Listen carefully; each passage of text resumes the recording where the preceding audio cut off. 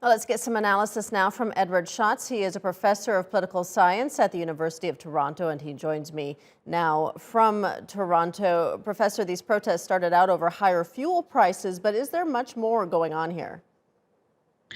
Well, there certainly is. I mean, the spark for these protests was the rise in fuel prices, and the regime quickly reversed course a few days after the rise.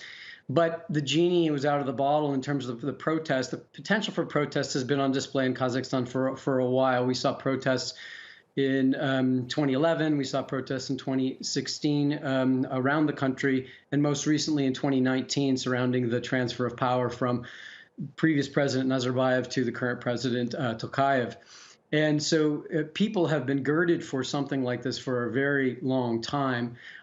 Add to that rising inflation, rising costs across the board, and a broad perception among ordinary Kazakhs that this state is so riddled with corruption that whatever bargain might have been in place in previous years, whereby we will accept a degree of corruption as long as in general GDP per capita is rising, that bargain seems to be off, and that's why we see this broad-based mobilization. And Kazakhstan is often described as authoritarian. Do you think that we see protests like this one as it's the only way for people to have their voices heard? Well, I think that, behind the sort of facade of authoritarianism, there are a lot of moving parts. And so there were attempts being made by this authoritarian regime to try to provide channels for ordinary individuals to voice their grievances, to have their concerns heard.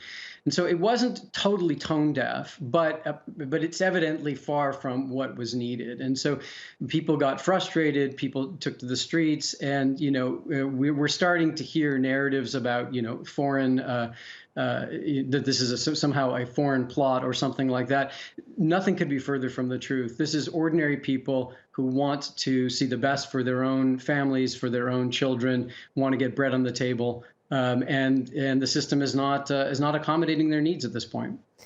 The president, Tokayev, is asking for help from the Collective Security Treaty Organization, which is made up of Russia and 5 ex-Soviet states, to help quell the protests. What are the potential implications there?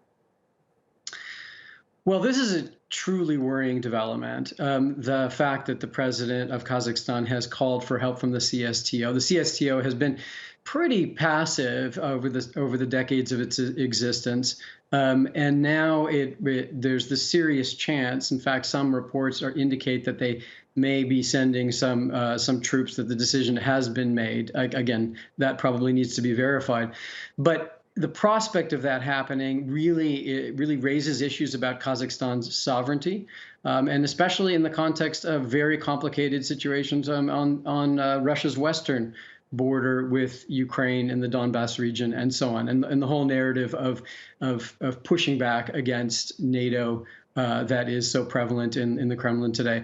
So this is a truly worrying development, principally for Kazakhs themselves and for those who live in Central Asia. Yeah, a lot of concern there for sure. Professor Edward Schatz joining us from Toronto. Thank you.